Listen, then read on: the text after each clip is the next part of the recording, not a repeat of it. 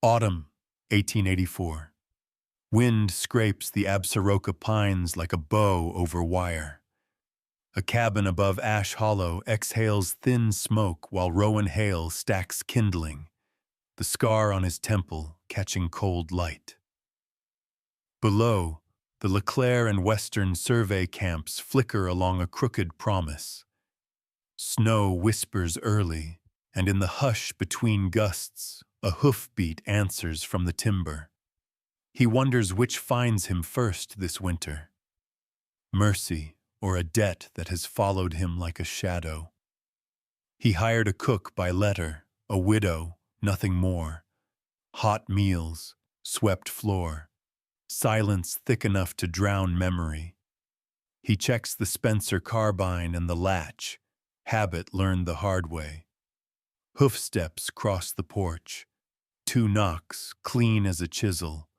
The wind shoulders in a woman with a travel-worn shawl and a belly carried high. She sets a canvas satchel on the plank and looks him straight on. Ada Whitlock, she says. Hired help, if the offer stands. Fire's cold, wood's dry. She hangs the shawl on a peg and lays a small bone-handled knife on the stove ledge as if drawing a line. From the satchel come a kettle, herbs, a dented tin of salt, a folded cloth that clinks. Her boots are iron-capped rider's boots, not a schoolmarm's, not a mourner's. Flame tongues the ash. Timber ticks as if the house remembers how to be warm. You cook, he says, and keep things from falling apart. I cook, she says, and keep promises. She moves like someone who saves effort, skillet found without asking, flour measured by palm, coffee rinsed and set to boil. When she spreads the shawl near the fire, a sheaf of stiff paper bumps from the hem of her dress. She catches it quick and tucks it tight. The pressed red seal is unmistakable. L&W Rail Survey. Rowan turns to the kettle as if he hasn't seen. Name for the ledger, he asks. You already heard it. I keep records. Then write Ada Whitlock and write I pay back in work. He scratches 2 lines on scrap, though he keeps no ledger. A picture flares, winter canvas, a colonel's table, a route drawn through a small ring of stones no larger than a child's fire. Dawn. Horses screaming. A badge falling into blue snow. He pushes the picture away. Supper finds shape. Beans waking with fat. A biscuit from almost nothing. Coffee that bites before it warms. She eats slow. He eats fast, then slows. Terms, he says. Room by the fire. The bed when I need it. I clean, mend, store, and keep your walls from listening. You don't ask questions, only the ones that matter. From the valley drifts a pattern, metal on metal, 3 beats and a pause. She tips her head. Rail camps, he says. They keep time with steel. They keep time with paper. Her hand rests a moment on the hidden sheaf. Paper rules after boots move on. He lets it hang where smoke meets rafter. Outside, daylight thins. A horse snorts. Leather creaks.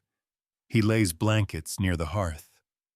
She sets a tin cup on the table and aligns the knife along its rim. Boundary. Invitation. Both. Anything else you need to tell me? He asks. I won't be leaving before snow locks the pass. You said you keep promises. I do. The mountain answers with another 3-beat knock, closer now, as if someone taps wood just beyond the wall. Ada pinches the lantern wick down. Darkness tightens to breath and ember. Rowan lifts the carbine. The door planks quiver with measured taps, the rhythm surveyors use when they stake a claim. He eases the latch. Don't, Ada says. Why not? Because whoever marks the night wants us to see it. He bears an inch of outside and peers through. A red-painted stake leans against the porch rail, lettered L and W. Below the stamp, someone has scratched a single initial with a surveyor's scribe. J. End of part 1. A hired cook with iron-capped boots and a red-sealed sheaf. Rowan wrestling old debts. The rail company knocking after dark. Seeds of justice, freedom, and restrained love. Next, the stake in the snow and the riders who left it. Dawn grinds slow across the Absaroka Ridge. The night's wind leaves white scars across the drifts. The porch is half buried in snow. Rowan opens the door to silence too heavy to trust. Beside the steps leans the stake from the night before. Red paint, fresh against frost, stamped with the steel brand of L&W Co. He sets down his coffee, kneels, and scrapes the ice from its base. The wood still smells of turpentine, too new to have weathered a storm. Ada stands behind him, shawl drawn tight, steam ghosting from her lips. You planning to dig for gold or trouble?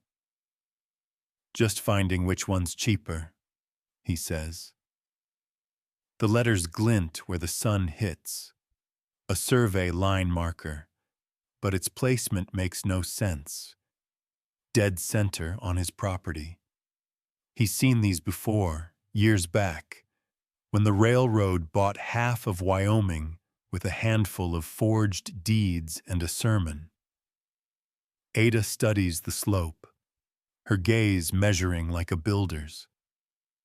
That's not where they mark. Should be lower, closer to the wash. He glances at her. You seem sure. Hard to miss when someone means to steal a river. She turns away before he can ask more, heading for the stove. A kettle clatters, too loud, like she needs the noise. He sets the stake upright, then drives it deeper into the snow beside the cabin door. By noon, clouds crawl low again. He's mending traps when the horses sound below the ridge. Ada steps to the window, lifts the curtain with 2 fingers. 3 riders, no flags, no freight, just survey gear slung on saddles. They don't look up, but one raises a hand toward the cabin in a lazy salute before vanishing into timber. Rowan wipes his hands. Surveyors don't ride this high unless someone pays extra. Ada pours coffee into 2 cups, hands him one. Someone always pays extra to move a line. He catches her eyes then, steady, too calm for a hired cook. He notes the thin scar beneath her ear, the way her hand hovers near the knife she laid on the shelf last night. Ever done survey work? Once watched men do it wrong. That night, the wind changes. The smell of oil, machine grease, and lantern soot curls under the door. Rowan checks the latch again, the old soldier's habit twitching back to life. Ada's at the table writing by the dim lamp, the light catching her face like a portrait half finished. He asks, "Who taught you to write like that?" Someone who died proving the truth doesn't burn easy. The sentence hangs like smoke. He doesn't press. Later, when she sleeps, he slips outside. Moonlight lays silver bones across the valley. The red stake gleams in it. A second one stands 30 yards off, where there was none before. He follows the faint line they form, north to south, until it ends at the ridge where a small tin tag dangles from a branch. Section 18 reserved. He knows the code. Railroad territory. Snow crunches behind him. Ada stands there, coat thrown over her nightgown, breath ragged. You shouldn't be out here. Neither should you, she answers. They'll see the tracks. He looks at her, really looks. She's not just tired. She's frightened the way people are when the truth is close enough to touch. Tell me what's on those papers, Ada. They're proof the mountain was never theirs to take. He waits, but she shakes her head. Not yet. They turn back toward the cabin. Above the ridge, a light flashes, once, twice, 3 times. The code of survey crews marking night positions. Ada grips his arm. They're not mapping, she says. They're measuring who's left to fight. Inside, she shutters the windows, every motion practiced. He realizes she's done this before, lived under threat, learned its rhythm. As dawn edges the frost again, he finds her asleep by the fire, the papers tucked beneath her arm like a child she refuses to drop. The 2 red stakes cast long shadows through the glass, crossing like a pair of warning spears. He knows what they mean now. Someone has drawn a line straight through his land, and through whatever peace he thought he'd bought with solitude. End of part 2. The snow deepens, the lines harden, and the mountain waits for its next trespass. Ash Hollow, Montana Territory. 2 days' ride down the mountain. The valley breathes smoke and ambition, a scatter of false fronts and hanging lamps where the LeClaire and Western crews spend their pay. The town smells of whiskey, wet horses, and sawdust trampled flat. Rowan ties his mare outside Pike's saloon, the only place where news travels faster than the wind. Ada follows, shawl drawn close, eyes scanning doorways the way soldiers read terrain. Inside, fiddle music fights against laughter and the rattle of poker chips. Miriam Pike rules the room from behind her counter. Tall, sharp-eyed, sleeves rolled high. She spots Rowan first. Well, I'll be damned. The ghost of the Absarokas walks in daylight. Morning, Miriam. He tips his hat. You planning to drink or confess? Neither. Just need supplies. Miriam's gaze drifts to Ada. And you brought a mystery. Ada Whitlock, the woman says, setting down her gloves. Cook, occasionally honest.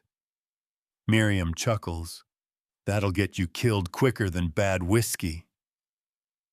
Across the saloon, the piano halts mid-note. A deputy in a dust-stained coat, badge dulled but visible, leans back in his chair. Deputy Kells, younger than Rowan remembers, maybe hungrier. He chews a matchstick and grins without warmth. Didn't think you'd crawl out of your hole, Hale. Heard you were allergic to daylight. Rowan ignores him, orders coffee. Ada steps aside, eyes catching on a survey map pinned above the bar. bright red lines carving through the territory like veins. L&W's new route, Miriam says, noticing her stare. Supposed to bring prosperity. Or take it, Ada murmurs. Before Miriam can answer, a commotion flares near the door. 3 roughnecks crowd in, faces burned with cold and whiskey. One spots Ada, whistles low. What's a lady doing up in the hermit's cabin? Looks like the mountain's keeping better company. Pitch first. Keep walking, Rowan warns. But the man reaches for Ada's satchel. She moves faster, one hand seizing the skillet from a nearby stove, the other swinging. Crack. The iron meets jaw. The man crumples, teeth scattering like dice. His partners freeze. Miriam laughs, clapping once. Well, sweetheart, you just earned your first free drink in Ash Hollow. Ada wipes the skillet on her apron. I don't drink with thieves. The saloon erupts in murmurs. Even Kells stands, eyes narrowing. Hell of a cook you found, Hale. Shame if she's stirring more than stew. Rowan meets his gaze. That threat, deputy, or friendly advice? Whichever keeps you quiet. Kells walks to the bar, flips a silver coin onto the counter, and leans close to Miriam. Word is, survey lines are moving again. Maybe someone up the ridge's been hiding company papers. Miriam's brows lift, but her tone stays easy. Funny thing about rumors, they only travel one way when a badge carries them. Kells shrugs, leaves his coin behind, and saunters out. The door bangs shut. Ada exhales slowly. You know him. Used to, before law meant property. They finish coffee in silence. When Miriam returns with supplies, flour, coffee, cartridges, she lowers her voice. Watch your backs. Kells works for LeClaire now. Officially, he's peacekeeper. Unofficially, he's their leash dog. Folks disappear after dark, mostly trappers who stand in the way of track markers. Rowan pockets the receipt. We're used to dark. Not this kind, Miriam says. This one writes your name before it buries you. Outside, the snow starts again, thin flakes drifting like ash. Ada loads the goods into the wagon, her breath steady but eyes unsettled. You hit that man like you've done it before, Rowan says. I've had practice, she answers. Men think fear keeps women safe. It just keeps them quiet. They ride out as lanterns bloom behind them. In the distance, hammer echoes from the valley, metal on metal, a heartbeat too steady to be natural. Halfway up the trail, Rowan reins in. He's caught sight of something on the ridge, another red stake, barely visible in the moonlight. This one's driven into the frozen creek, his boundary line. Ada watches without speaking, one hand resting on her belly, the other gripping the seat's edge. They're moving faster than we are, she says, and they've got the law for a horse. As they disappear into the falling snow, a lantern flickers in the saloon window behind them. Miriam stands there, watching, then reaches to snuff the flame, a silent promise to keep what she's seen buried for now into Part 3. The town breathes, the snow deepens, and the rail line keeps its quiet crawl toward the mountain. The wind shifted by dawn, dragging with it the scent of smoke and cedar from far upriver. Rowan woke to find tracks outside the cabin. Not boots, but moccasins, light and deliberate, circling the porch once before vanishing toward the pines. He slung his rifle across his shoulder and followed the trail through the drifts until a voice called from the ridge. "Your traps are frozen wrong," it said. "You'll catch ghosts before you catch food." Rowan turned to see Chaitin Red Sky, a crow hunter he'd traded with years back. The man stood tall against the snow, braids streaked with gray, a hawk feather trembling at his shoulder. Behind him, a mule carried bundles of pelts wrapped neat as church linen. "You still walk these mountains," Rowan said. "Mountains still walk me," Chaitin replied. He nodded toward the cabin. "You live close to old ground. Too close." Rowan frowned. "I've always lived here." "Not like this." Chaitin knelt, brushed snow aside until a corner of red paint showed. One of the new stakes lay half buried, its top snapped clean. He pulled it free and spat. "They move the boundary again. This mark, it eats the river." Ada had followed, shawl clutched tight, breath clouding. "The river's 3 miles south." "Not anymore," Chaitin said. He tapped the stake's number with a gloved finger. "Section shifted. Paper says so." Ada crouched beside him, eyes tracing the carved digits. "They're rewriting the survey lines. But why so far off?" "Because silver hides where they move them," Chaitin said. "Under the creek bed. They want the mountain, not the track." Rowan's jaw tightened. "You sure?" "I was there when my father made the mark. We built a stone mound by the water, blessed it with sage. That's the true line."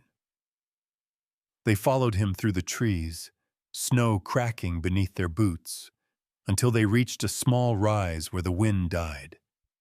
There, beneath, a birch stripped bare, stood a mound of granite stones covered in ice, the Mokda Kutotin, the ancestral mark.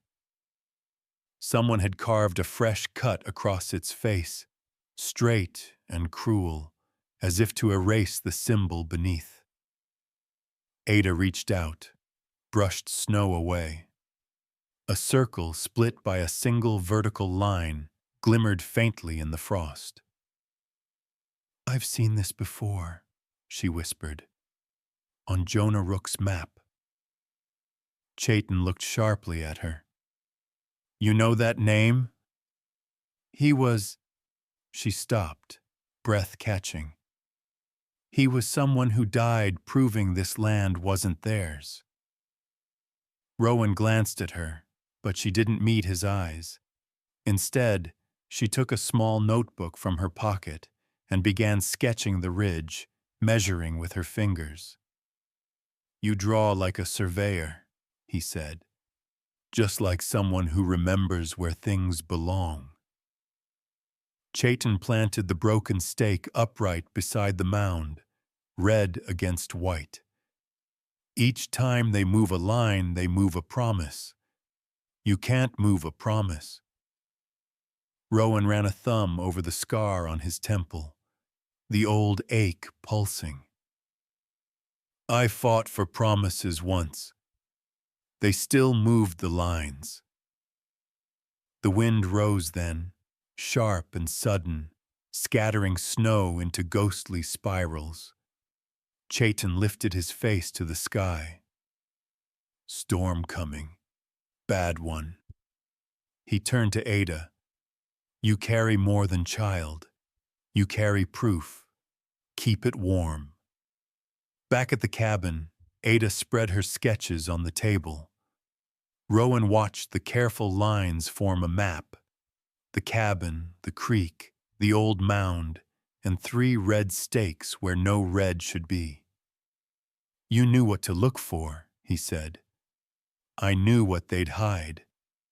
She paused. Jonah tried to send these drawings before he died. Someone stopped him. Who? Someone with a badge, she said softly. Outside, thunder rolled from beyond the peaks, though no lightning followed. The storm Chaitin warned of was more than weather. Ada gathered her papers. We can't stay here. They'll come to shift the next line. You planning to run again? I plan to survive long enough to tell the truth. Rowan nodded slowly. Then I'll come with you. Why? Because I'm tired of pretending this mountain only belongs to the loudest man with a hammer. As the snow began to fall again, the red stake by the porch glowed dimly in the twilight, casting its color across the cabin wall like a wound. Ada watched it a long moment, her hand over her belly. We'll need a map, she said. We've got one, Rowan answered. And now, a reason. End of part 4. The mountain holds its breath. The storm begins to remember its name. Night fell heavy, pressing the cabin into the mountain like a secret half buried. The storm Chaitin warned of arrived before dusk, a white roar that swallowed the trail and beat against the shutters like fists. Rowan fed the fire and checked the door latch twice. Ada sat near the hearth, sewing by lamplight, her shadows climbing the wall behind her. When he spoke, his voice was low. You didn't learn to draw like that cooking for minors. Ada's needle paused mid-stitch. No. I learned from a man who thought lines could save the world. Rowan waited, but she said nothing more. He poured coffee, bitter and black, and sat across from her. Between them, the flame hissed and spat as if listening. You're hiding something, he said. Everyone is, she replied, not looking up. Some hide shame, some hide proof. The words cut through the hum of the storm. He wanted to ask which kind hers was, but didn't. Instead, he fixed the loose hinge on the door, muscle memory keeping his thoughts from spilling out. When he turned, she had already gone to bed, the lamplight dimming behind the curtain. Hours later, he woke to the faint creak of wood. The cabin's shadows had shifted. Ada stood by the bed, wrapped in her shawl, the storm's reflection silvering her face. She moved to the chest built into the wall, the one he hadn't opened since his father's tools were buried there. From her pocket, she drew out a small brass key, its bow engraved with 2 letters, J.R. She hesitated, listening to the storm, then knelt and fitted it into the lock. The click was soft, but Rowan heard it. He stayed silent, watching from the cot as she lifted out a narrow tin tube capped in copper. When she unscrewed the lid, folded parchment slid free, yellowed and brittle. The lamplight caught the faint ink, contour lines, survey markings, and a name printed in the corner. Jonah Rook. Ada's breath hitched. She touched the bottom edge where scorch marks had eaten part of the map. Rowan rose quietly, boots whispering on the floor. That name, he said. It was in Chaitin's story. Ada turned, startled, the papers clutched to her chest. You should be asleep. I was, he said, until I heard my father's chest confess to a stranger. She hesitated, then set the tin down. I didn't come here to steal, Rowan. I came because Jonah's work led here. This mountain is the proof they killed him for. Her words froze the air between them. You knew him? She nodded once. We wrote for the same paper. I covered railway expansion. He drew what they were doing to the land. He sent me this section before he vanished. Said it showed where Leclerc's men moved the lines. The night after, his camp burned. Rowan crossed his arms. You think the railroad killed him? I know they did. He studied her face, tired, defiant, lit by the same kind of stubborn fire he once had before the war burned it out. That key, he said quietly. It belonged to him? Ada traced the initials with her thumb. Jonah Rook. He gave it to me the last night I saw him. Told me to find the truth if he couldn't. I thought I could hide until the child was born. But the surveyors, they're finishing what he started to expose. Rowan stepped closer. And now they'll finish you too if they find that map.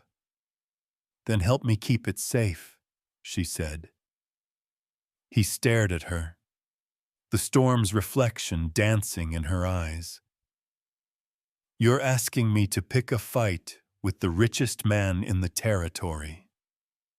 I'm asking you to remember what side of the line you stand on. Outside, a tree cracked and fell, shaking snow from the roof. The lantern flickered. Ada gathered the papers, slid them back into the tin, and pressed the key into her palm as if it burned. You going to run again? No, she said. Running never saved anyone, but hiding truth might kill everyone else. She tucked the key into a locket around her neck, the chain glinting once before disappearing beneath her blouse. Rowan turned to the window. The red stake outside still gleamed faintly under moonlight, half buried in snow but never gone. When he looked back, Ada was staring into the fire, lips moving soundlessly. A name, maybe a prayer. The storm raged on, but inside the cabin, something colder had begun, a reckoning drawn in ink and blood. End of Part 5. The storm has a name now, and before dawn it will speak. Morning broke pale and brittle, the storm's breath spent, but the world left bruised. Snow clung to the cabin roof like old secrets.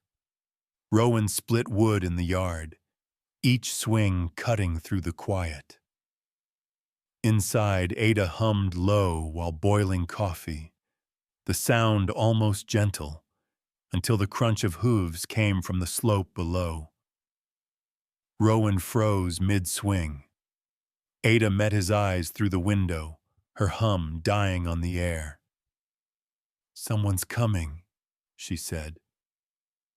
A moment later, the door rattled under a polite knock. 3 beats, measured, familiar. Rowan opened it to find Deputy Kells, wrapped in a gray coat lined with ambition. His badge winked in the weak light, his smile all surface. "Mornin', Hale," he said. "Heard you were keeping the mountains civilized again. Can I come in?" "Depends who you're calling civilized," Rowan answered, stepping aside just enough. Kells brushed snow from his shoulders and took in the cabin. The rifle by the hearth, the kettle, the woman standing steady behind it. His gaze lingered too long on Ada. "You must be the cook." Word travels fast in small valleys. Not fast enough to warn us, Ada said. He grinned, unbothered. Sharp tongue. The kind that cuts through lies. I like that.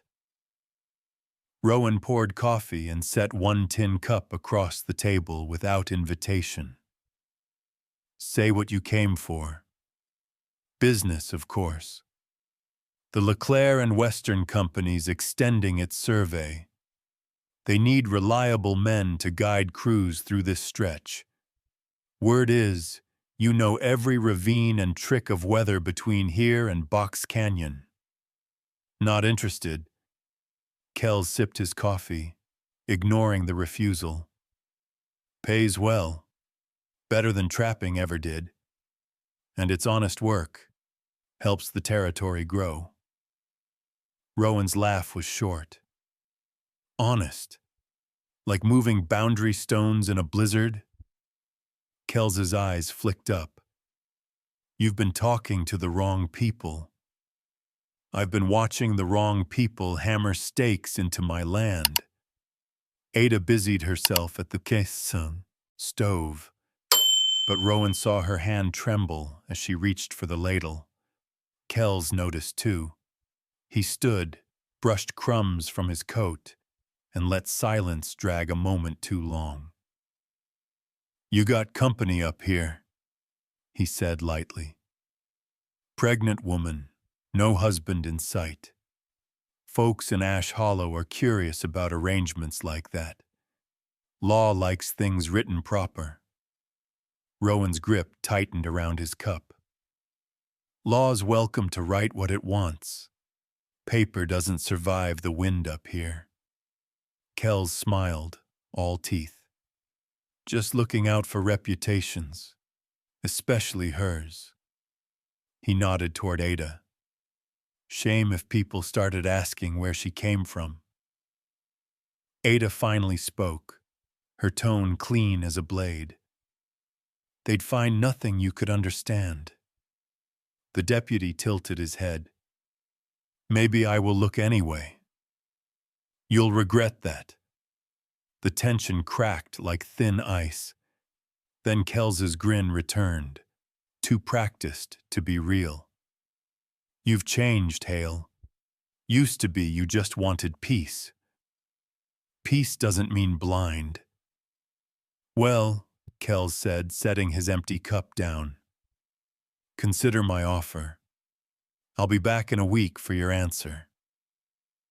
He adjusted his gloves and stepped into the snow. The door shut behind him with a thud that felt final. Ada released the breath she'd been holding. He's not done. I know. Rowan crossed to the window. He was sniffing like a hound. When they looked outside, they saw faint smoke curling from the path where Kells's horse had been. A patch of tobacco glimmered in the snow. Mint-scented leaves, crushed under hoof. Rowan bent, sniffed, and cursed softly. Bastard's been close before. This is from last night. He's marking the cabin the way they mark the land. Then we move before he comes back. Box Canyon, she said. That's where Jonah's last notes pointed. He wrote about a hidden tunnel, records stored there. You sure it's not just another grave? Truth doesn't. Stay buried, Ada said. It waits. They packed before dusk. Blankets, provisions, the tin tube sealed tight inside Ada's satchel. Rowan left the hearth burning, a sign to any watcher that they hadn't fled, just lived ordinary. As twilight bled over the peaks, they mounted their horses. Below, the valley glowed with the faint orange of campfires, surveyors, maybe soldiers. Above, the stars watched cold and unblinking. Rowan looked once more at the cabin, its window flickering gold behind snow-laced pines. "He'll come back," he said. "He'll find nothing left but questions," Ada answered. They rode north, into the teeth of the wind, toward Box Canyon and whatever waited beneath its silence. Behind them, the mint smoke still curled, marking the first real pursuit. End of Part 6. The chase begins, and the mountain forgets how to sleep. The trail to Box Canyon cut through pine and shale, a narrow throat in the mountain where even the wind hesitated. Rowan led his horse across the frozen creek, hooves clinking against hidden rock. Ada followed behind, wrapped in her wool cloak, her breath rising in pale ribbons. By the second day, clouds had cleared, leaving the air so sharp it tasted like iron. Box Canyon had once been a mining camp, then a graveyard for greed. The tracks ended in a scar of red cliffs, their edges jagged like torn paper. Half-buried timbers jutted from the snow, collapsed shafts, black holes gaping where men once crawled for silver. "Jonah worked here?" Rowan asked. "He said this place had proof. He never said of what." They tethered the horses under an overhang and followed the ridge on foot. The silence pressed down, broken only by the whisper of loose stone sliding into the canyon's hollow chest. Ada carried the tin tube close to her ribs, clutching it beneath her coat. "Jonah wrote that Leclerc's company altered the survey lines to cover a private claim," she said. "He thought if he could prove it, they'd lose the charter." "And then he disappeared," Rowan murmured. "Disappeared," she repeated. "Their word. Mine's murdered." A fissure split the wall ahead, half hidden by brush and snow. Rowan brushed aside branches, revealing a narrow entry reinforced by weathered timbers. A sign still hung above the dark gap. "Property of L&W Survey Division." "This is it," Ada said. Inside, cold air clung to the stone like wet cloth. Their lanterns threw trembling halos of light across the tunnel walls.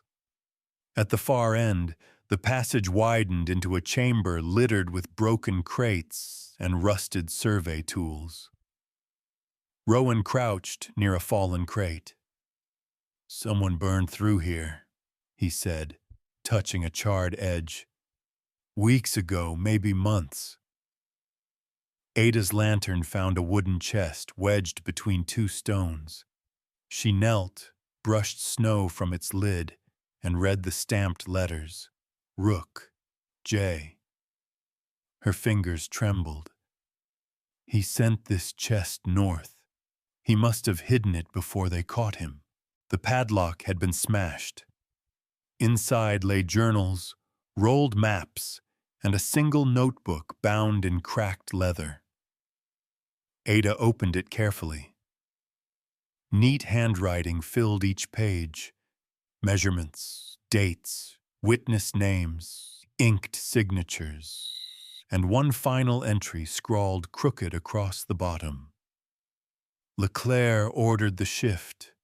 Tolliver knows. If this book reaches Ada Whitlock, truth will outlive us both." Rowan looked up sharply. "Tolliver, the preacher from Ash Hollow?" "He blessed the surveyors," Ada said they were bringing order. Jonah trusted him." "Then Tolliver signed away the land," Rowan said, "and buried the evidence. Then we dig it back out." They gathered what they could, the notebook, 3 intact maps, and a metal box labeled Witness Accounts. Rowan tucked the evidence into his saddlebag. As they stepped outside, the afternoon light had turned the cliffs to rust. Far down the canyon, a distant echo of hooves broke the stillness. "They followed us," he said. "Kells. Too far to tell, but they're heading straight this way." They mounted fast, pushing their horses up the north trail.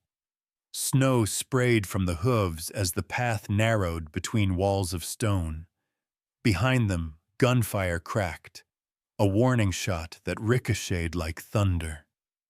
Rowan turned in the saddle and fired once in reply, hitting a rock near the riders to buy time. The sound boomed through the canyon like a drumbeat for ghosts. At the ridgetop, they paused to breathe. Ada's face was pale, but her eyes were steady. "Jonah's proof is real," she said. "The preacher helped forge deeds, Kells enforced them, and LeClaire paid them both. We'll bring it to the county judge. You think the judge isn't bought too? Maybe, but I've seen what happens when no one tries." She stared at him a long moment, then handed him Jonah's notebook. "Then you keep this. If they find me, they'll burn it. They'll have to burn me first." A gust of wind swept up the valley, carrying with it the faint clang of distant hammers, rail spikes, driving the future into stolen ground. Ada turned her face toward the sound. "Jonah once said every lie leaves a scar on the earth. Looks like we just found his." They rode north, vanishing into the dusk. Below, the riders reached the canyon floor. One dismounted, examined the footprints, and looked up. Deputy Kells smiled thinly, fingers tracing the bullet mark on the stone. "Found them," he said, "and the ladies running out of places to hide." End of Part 7. The canyon keeps its echoes. The chase has only begun. By dusk, the wind had teeth again, biting through wool and leather. The trail from Box Canyon wound down to the timber bridge that spanned the Snake Fork Gorge, a skeleton of beams slick with ice, the only way back to Ash Hollow. Rowan rode ahead, scanning the tree line while Ada followed close behind, clutching the saddle horn and the tin tube beneath her coat. Snow muffled sound, until it didn't. A horse whinnied somewhere beyond the ridge, answered by another. Then came the faint jangle of spurs. Rowan pulled up. "They're too quiet," he said. "That means they're close." Ada's breath fogged the air. "You think it's Kells? Who else hunts ghosts with the law in his pocket?" They urged the horses forward. The bridge groaned under the weight, planks bowing as they crossed the midpoint. Halfway through, the echo of a rifle cracked the still air. A bullet splintered the railing beside Ada's leg. She gasped, but kept the reins tight. "Ride!" Rowan shouted. Gunfire erupted from both sides of the canyon. Shadows moved through the snow, men in dark coats, their faces masked by scarves. One voice called out above the chaos, smooth and cold. "Drop the bag, Hale. Company property ends with you." Kells. Rowan twisted in the saddle and fired back, dropping one rider into the drift. Another bullet skimmed Ada's cloak, ripping fabric. She steadied herself, swung down from the horse mid-motion, and ducked behind the railing.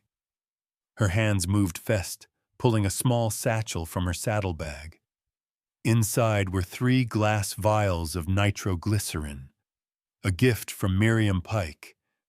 for emergencies too loud for prayer. Rowan saw her setting them along the bridge beam. "What the hell are you doing?" "Ending their shortcut." Kells's voice carried across the gorge. "You can't win, Hale. The law rides with me." "Then the law's about to fall," Kells laughed. "You wouldn't dare. She's carrying a child." "You talk too much." Ada struck a match. The flame caught the rag fuse, sputtering orange against the snow. Rowan yanked her to her feet, dragging both horses toward the far side. Behind them, Kells realized too late what she'd done. The bridge erupted, wood, snow, and smoke curling into the sky. A thunderclap rolled down the canyon, swallowing gunfire. Splinters rained like hail. When the smoke cleared, half the bridge was gone. On the opposite cliff, Kells clung to a beam, coughing through ash, his badge glinting beneath torn cloth. The men beside him were gone, dropped into the abyss. Rowan and Ada collapsed against the snow, gasping. The air smelled of pine and fire. "You blew the only road back," he said. "We weren't going back." From the debris, a metal box tumbled near their feet, thrown clear by the blast. Rowan pried it open. Inside lay a half-burned manifest stamped LeClaire and Western. Names filled the list. Dozens of settlers marked as sellers, each beside a shaky signature. Ada flipped through the pages. "These people didn't sell their land. Most of them can't even write." "Forgery," Rowan said. "They're manufacturing ownership. And Kells is delivering the proof." A moan drifted across the gorge. Kells, half buried in snow, lifted his head. Blood streaked his face, but his voice was steady. "You can't stop progress, Hale. You think the Valley cares who signs what? They just want to eat." "Then maybe they'll choke on your lies," Ada called back. Kells spat red onto the snow. "You'll run out of places to hide. You and your bastard both. Next time you talk about her child, make it your last breath." Kells's smirk faltered. Before Rowan could fire, another crack echoed. His shot missed as Kells rolled behind a boulder. Ada grabbed his arm. "He's finished. Let him crawl back to his master. He'll come again. So will we." They rode until the smoke behind them became a distant bruise on the horizon. At dusk, they found shelter beneath a fallen pine and kindled a small fire with splinters from a destroyed world. Ada held the manifest close, pages trembling in her hands. "Jonah died for this," she said quietly, "and they forged his death into paperwork. We'll make them read it out loud in front of everyone." "You still believe in justice?" "I believe in witnesses," he said. "And now we've got more than one." The wind carried a faint echo, a cough, a laugh, or maybe a curse, rising from the gorge below. Kells was still alive. End of Part 8. The bridge is gone. The chase survives. And the mountain holds its breath. Ash Hollow lay buried under a gray morning when Rowan and Ada rode in, their horses caked with mud and ice. The bridge explosion had reached town in whispers, twisted by rumor into legend. At the saloon, faces turned as they passed. Miners, shopkeepers, all pretending not to stare. Somewhere behind the curtains, a fiddle faltered, and talk fell quiet. They dismounted outside the small white church at the end of Main Street. Its bell hung silent, half-rusted. Ada adjusted her shawl, every step slow, the weight of her child heavy under the wool. "He blessed the men who killed Jonah," she murmured. "He'll bless the next ones, too." "Then let's see what kind of gospel he's selling today," Rowan said. Inside, Reverend Tolliver stood by the pulpit, hands folded like someone rehearsing regret. The scent of wax and damp pine filled the narrow room. He looked up, pale eyes flicking from Rowan's rifle to Ada's swollen belly. "My word," he said softly. "You shouldn't be traveling in your condition, Mrs. Whitlock," Ada said. "You know the name." The color drained from his face.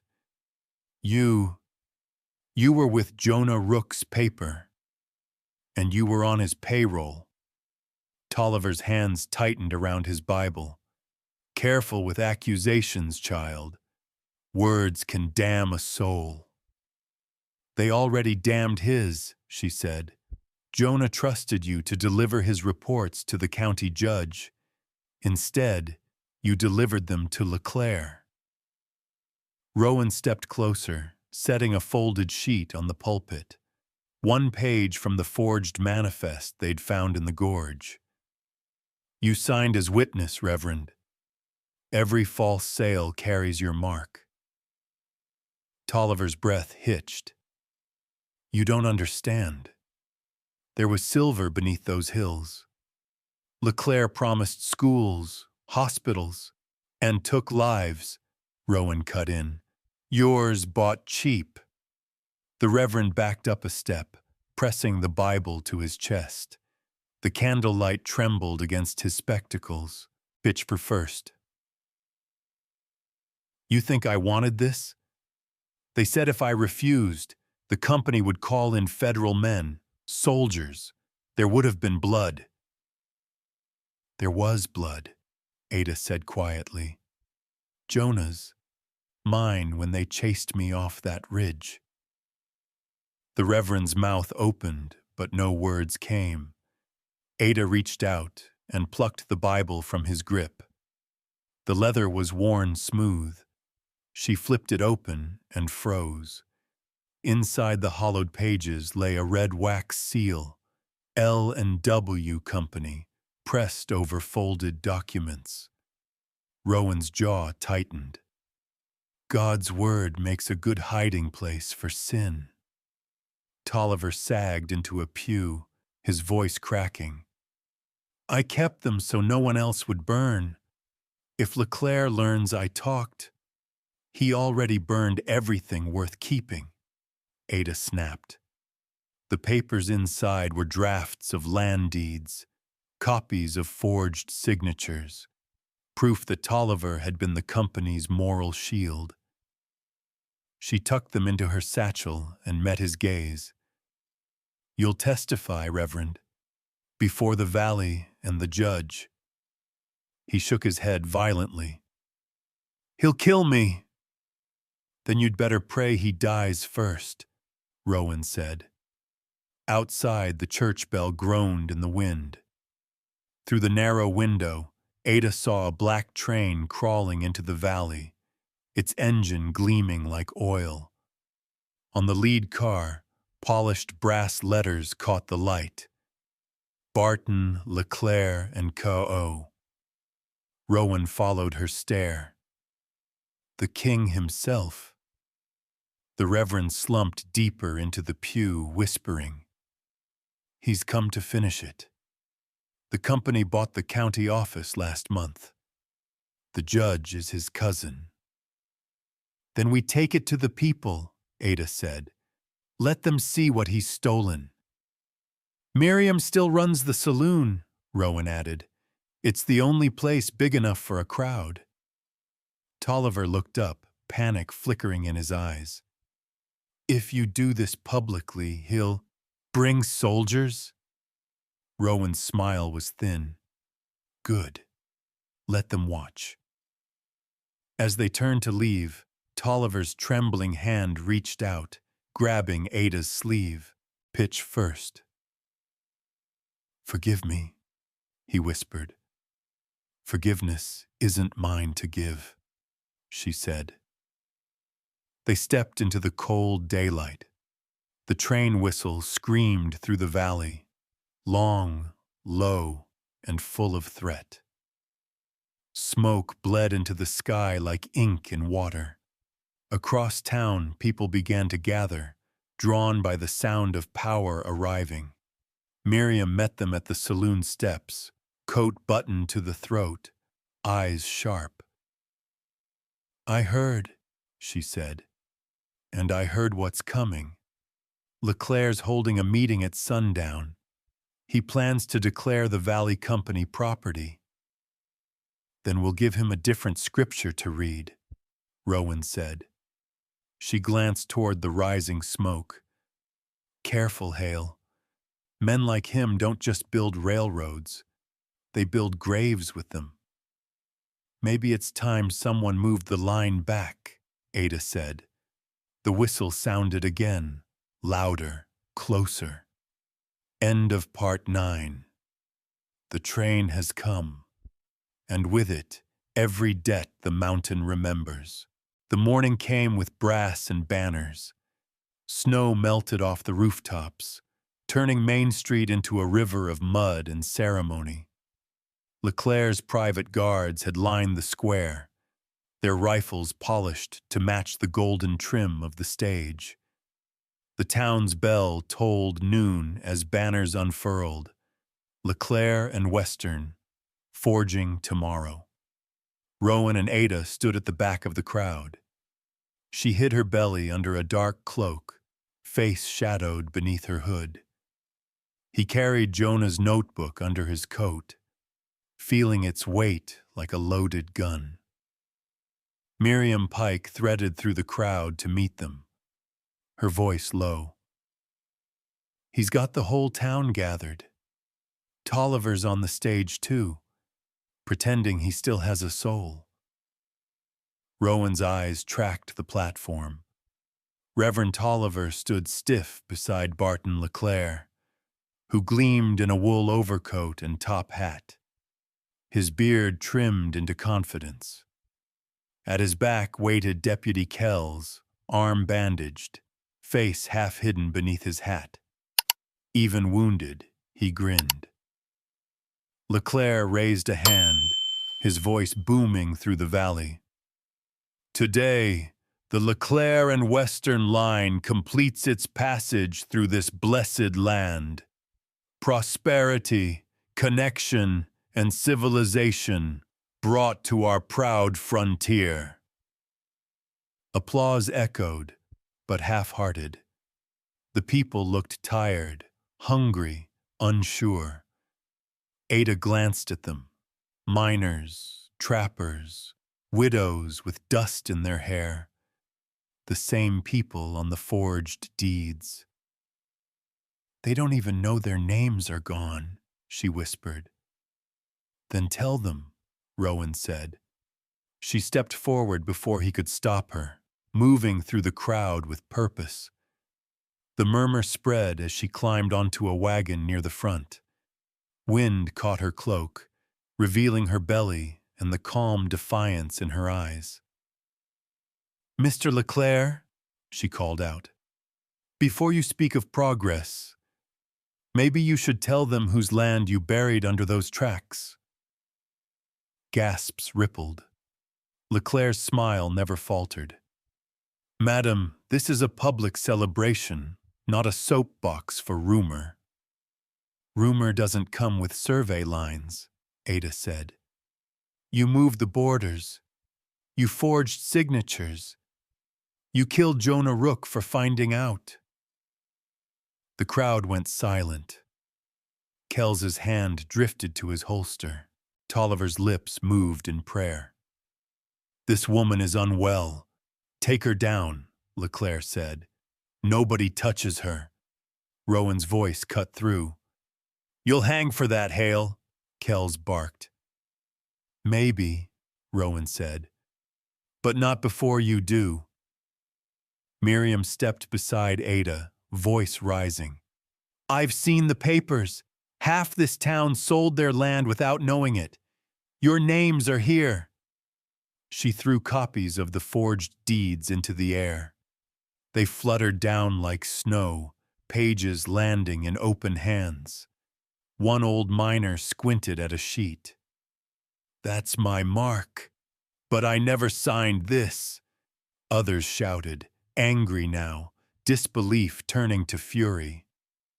They took your names. Ada's voice steadied. Don't let them take your silence too. Kells raised his pistol and fired. The shot cracked the air. Rowan lunged, catching Ada's shoulder, spinning her away. The bullet tore through his coat and bit deep. He stumbled, blood blooming dark against the snow. Chaos broke loose. The crowd surged. Guards aimed rifles but hesitated. Too many faces, too much noise. Ada knelt beside Rowan. I told you not to get shot again, she said. I'm consistent, he rasped. Leclerc shouted over the noise. Arrest them! Burn every record! From the church steps, Reverend Tolliver stepped forward, voice shaking but loud. No, I testify, every word she said is true. He held up his own written confession, stamped with the L&W seal. I buried the proof in my Bible. No more lies. Leclerc's face twisted. You fool. Maybe, Tolliver said, but at least I die clean. The guards froze, uncertain. The crowd's fury broke like thunder. Someone hurled a rock. Another overturned a cart. The square dissolved into shouting. Ada gripped Rowan's arm. We have to get to the records before he burns them. Go, I'll cover you. Bitch first. No, she said firmly. You'll walk beside me or not at all. They pushed through the chaos as Leclerc's guards lit torches near the warehouse that held the county archives. The first flame licked at the doorframe. Behind them, the bell of Ash Hollow tolled again. Not for celebration this time, but for reckoning. End of Part 10. The crowd has awakened, and the mountain remembers every name it lost. Ash Hollow burned like a confession no one could swallow. Flames licked the winter sky, devouring the county records building. The air reeked of scorched ink and pine tar. Papers rose in burning spirals, land deeds, forged signatures, false promises, all turning to ash before the people who'd been cheated by them. Rowan Hale burst through the smoke, one hand clamped over the bullet wound in his side. His coat was torn and slick with blood. Beside him, Ada stumbled, her breath uneven, her belly heavy with the child that refused to wait. Rowan, she gasped, coughing. We have to save the records. Not without you. Miriam Pike appeared from the alley like a phantom in soot, hair tied back with a strip of wet linen. Forget the front door, she shouted. It's a chimney now. Come around the back. They circled the building. Fire crackled behind the windows like laughter. In the alley, Miriam smashed at the wall with a crowbar. Each strike sent showers of sparks into the air. If we die doing this, she grunted, tell them I did it sober for once. You're a saint, Miriam. Saints don't cuss this much. The wall gave with a shriek. Smoke and heat poured out. Ada tied her scarf around her mouth and plunged through the gap. Inside, the heat clawed her skin. Rows of wooden drawers melted, collapsing into heaps of glowing coals. She tore one open. Ashes. Another. Half pages, curled and blackened. Then, in the last row, bundles of documents tied in twine, still intact. "Here!" she shouted. "I found the land deeds!" Rowan stumbled in, coughing. He stuffed the bundles under his arm, his vision swimming. "Hurry up! The roof's going!" Miriam called from outside. As they turned, a bullet cracked past Rowan's shoulder, splintering wood. A voice barked from the smoke. "End of the line, Hale." Deputy Kells, silhouette flickering red in the firelight, pistol steady, coat singed, badge glinting like a lie. "Move and I'll drop you both." Ada froze, clutching her belly. Rowan lifted his rifle, but his wound screamed with pain. "You could have lived quiet," Kells grinned. "But you had to make it righteous, didn't you? You sold your soul for silver." "I sold it for land," Kells snapped. "Land your kind never deserved to own." A gunshot cracked from behind. Miriam's revolver. Kells jerked, staggered, fired wild, the bullet striking the wall inches from Ada's head. Miriam fired again. Kells fell to his knees, clutching his chest. "Go," Miriam yelled, "before the roof eats us all." They stumbled out through the back wall as the roof collapsed. Smoke rolled over them like a wave. Outside, the townsfolk formed a bucket line from the well, passing water hand to hand. Ash Hollow was fighting for its memory. Then Ada gasped, sharp, deep, primal. Her knees buckled. Rowan caught her before she hit the ground. "Rowan," she whispered, "it's time. Now. Now." Panic and determination collided in his chest. He looked around wildly. The saloon burned, the warehouse gone. Then his gaze fixed on the church at the end of the street, its bell still swinging from the chaos. He lifted her into his arms and started walking, each step agony. The people parted before them, silent, as if watching a ritual older than law or war. Inside the church, the light was dim and trembling. Two Métis women, brought by Miriam earlier, appeared from the shadows, faces calm despite the smoke. One was old and steady-eyed, the other young, carrying a basin of clean water.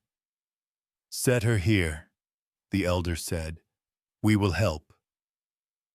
Rowan lowered Ada onto a pallet of blankets. The younger woman pressed a cloth to Ada's forehead. The elder murmured in Cree, "The child comes with the dawn." "Seems the dawn's early," Ada gritted. Rowan knelt beside her, gripping her hand. His own blood dripped onto the floorboards. "You're losing blood," she whispered. "So are you," he said. "We'll call it even." Outside, the last flames began to die.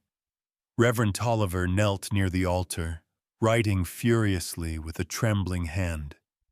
He looked up, eyes wet. "I'm making it right," the preacher said.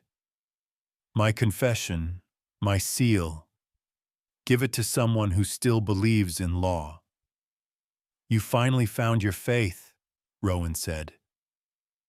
Ada's scream tore through the church. The elder midwife barked orders. "Boil water! Tear linen! Hold her steady!" Time bent and broke around them. The bell stopped ringing. The fire's roar faded to a low hum. There was only the rhythm of breath and pain and the pounding of Rowan's heart as he whispered nonsense into Ada's ear, anything to keep her anchored. "Tell me a story," she gasped between contractions. "Once there was a stubborn mountain man who thought love was for other people. Then one winter, love walked up his mountain carrying fire in her eyes. Hours or minutes passed. Dawn pressed against the stained glass, bleeding gold into the room. Then, with a final cry that echoed like thunder, the baby came. The elder lifted the child, small and wet and silent. For a heartbeat, the world froze. Then a cry, thin, strong, defiant. The elder smiled faintly. A son.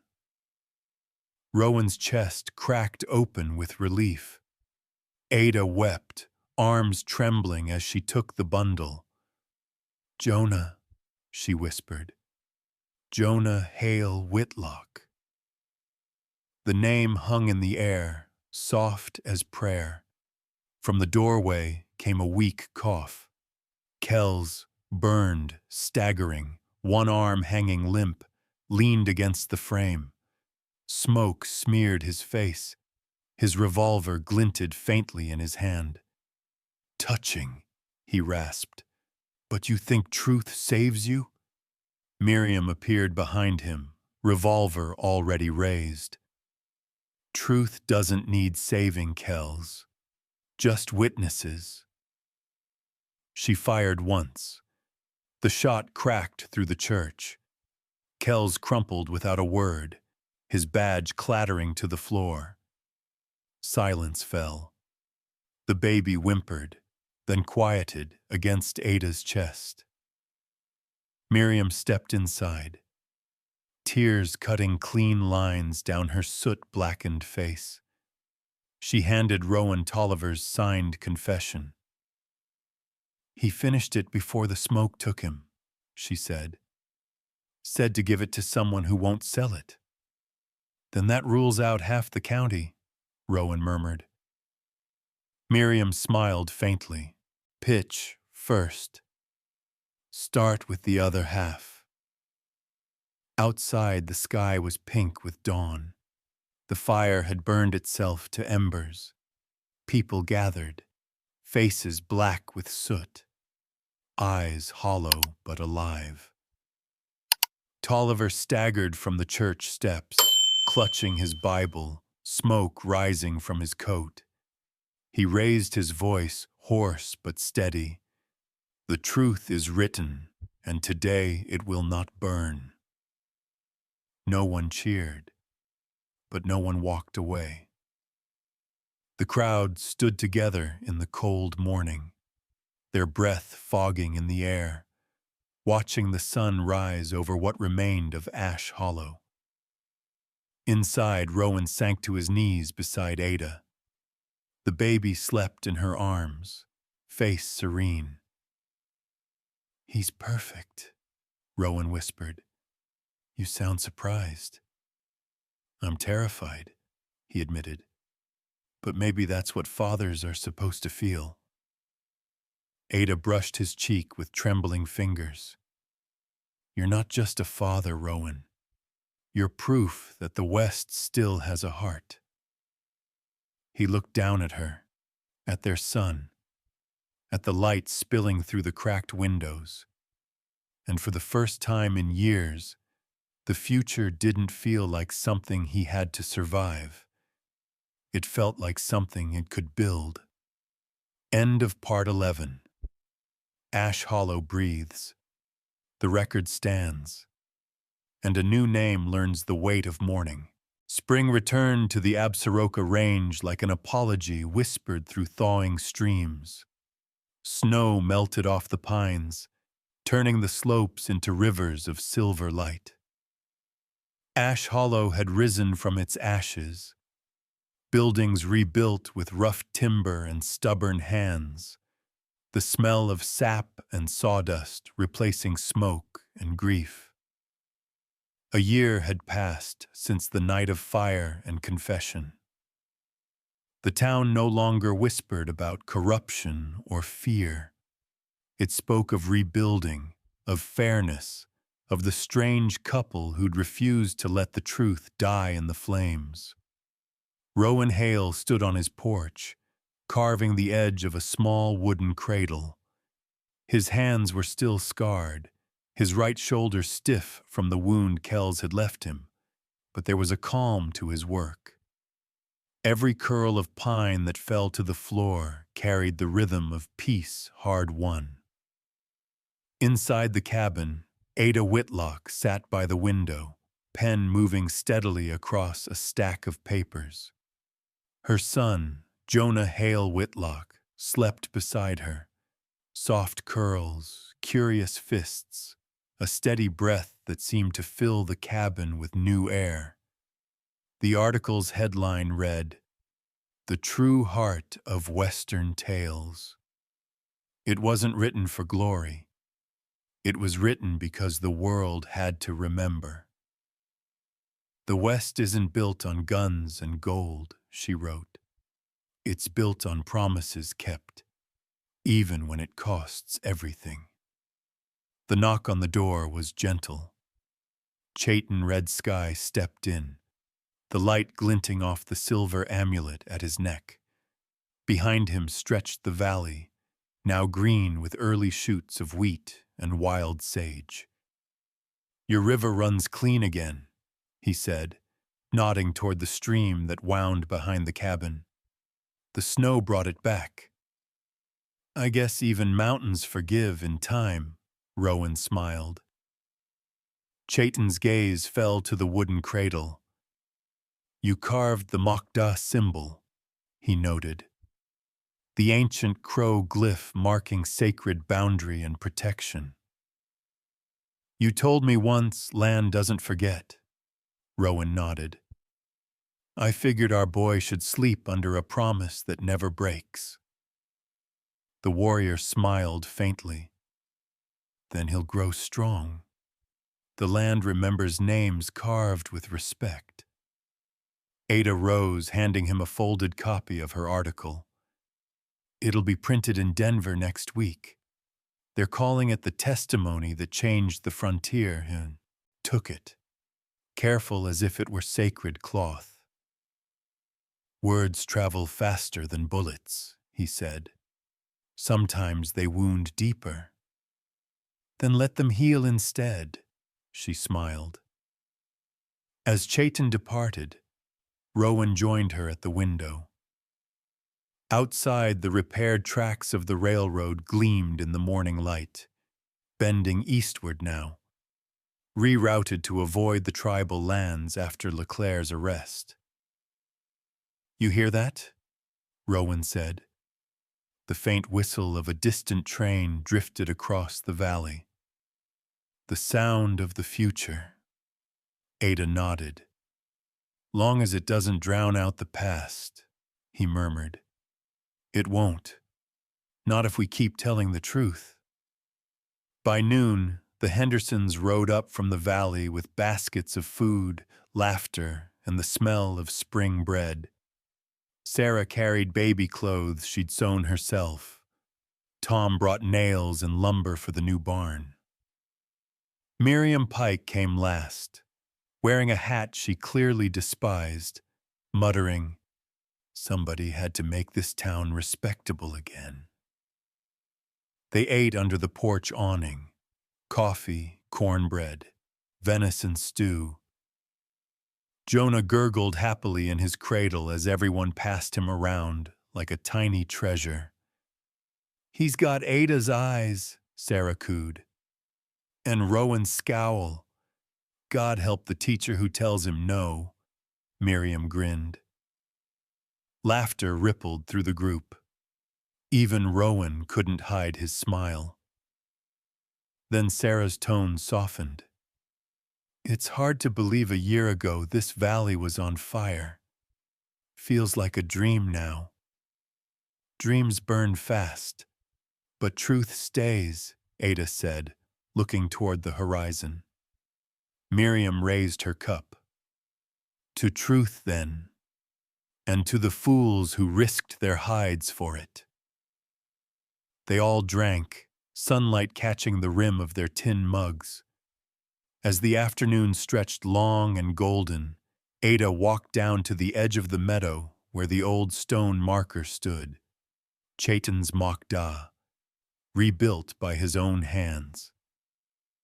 Moss had grown in its cracks, and Rowan had carved a new line beneath the ancient symbols. Justice replanted. She laid a small sprig of sage at its base. The wind picked up, carrying the smell of rain from the high passes.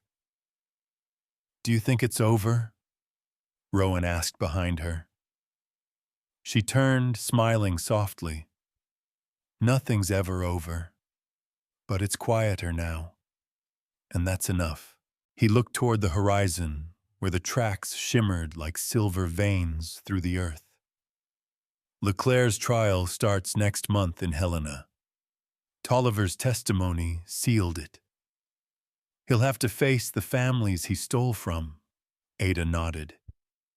Maybe that's a better punishment than the rope. Rowan took her hand. You still believe in redemption? Always have. Otherwise, I'd never have met you. They stood in silence a while, listening to the wind. Jonah stirred in his mother's arms, small fingers clenching as if trying to grasp the world already. Someday, Ada whispered, he'll ask about this place, about what happened. We'll tell him the truth. Rowan nodded. That his father once hired a cook to survive the winter and ended up with a wife who taught him what living really means. Evening settled soft and blue. The valley glowed under the first stars. Inside the cabin, the hearth burned low. Ada rocked Jonah, humming the tune Chaitan had taught her, a song of rivers finding their way home. Rowan cleaned his old rifle, then set it above the mantel for good. You ever miss the quiet?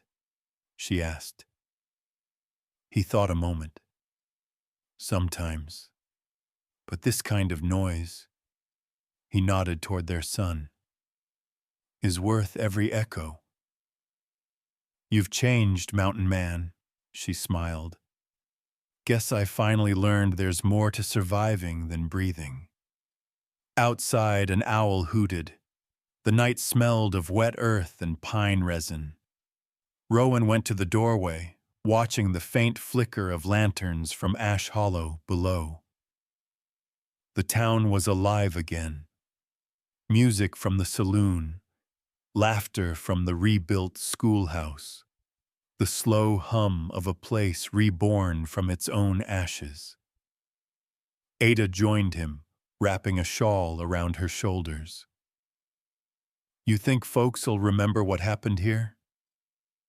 He looked at her, eyes reflecting the firelight. If they forget, they'll read your words. And if they don't, then they'll build something better. She reached into her pocket and handed him a small wooden heart. Remember this? He turned it in his palm. The carving he'd made months ago, worn smooth by her touch. On one side, Ada. On the other, home is where you are. I didn't think it'd last this long, he smiled. Wood remembers, she said, echoing Chaitan's old words. So does love. Jonah whimpered softly. Ada rocked him, whispering, Shh, little one. You're safe. The mountain's watching. So am I, Rowan said, touching her shoulder. They stood there until the train whistle drifted through the valley again, farther away this time. faint as memory. The sound blended with the sighing of pines and the steady beat of the child's heart. "Do you hear it?" Ada asked. "What?" "The world moving on," she said. "But for once it's not leaving us behind." Later, when the lanterns were low and the fire a whisper, Ada wrote one final line beneath her article's closing paragraph. The West was never about conquest. It was about courage. The courage to choose compassion over greed, truth over comfort, love over survival. She blew out the lamp. Rowan lay beside her, one arm around her shoulders, their son between them, dreaming in the cradle carved with sacred symbols. Outside, the wind turned gentle, brushing the cabin walls like a lullaby. And as night deepened across the valley, the man who once hired a cook to keep from dying finally slept, knowing he'd learned to live. And so, dear friends, our story of Rowan Hale, Ada Whitlock, and their little boy Jonah comes to a quiet close beneath the endless Montana sky.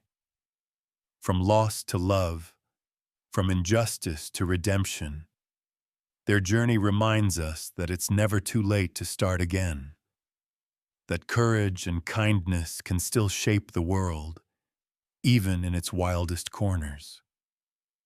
If this tale touched your heart, if it brought back a memory or stirred a little hope, we'd love to hear from you. Please share your thoughts in the comments. Tell us what part of their story stayed with you most. And if you enjoyed traveling back to the Old West, where love grows stronger than hardship, don't forget to like this video, subscribe to our channel, and ring the bell so you'll never miss another story of second chances and enduring faith. To all our viewers, especially those who've lived long enough to know that real strength is quiet and real love is patient, thank you for spending this time with us. Until next time, may your coffee be hot, your heart be light, and your home filled with stories worth telling. End of epilogue.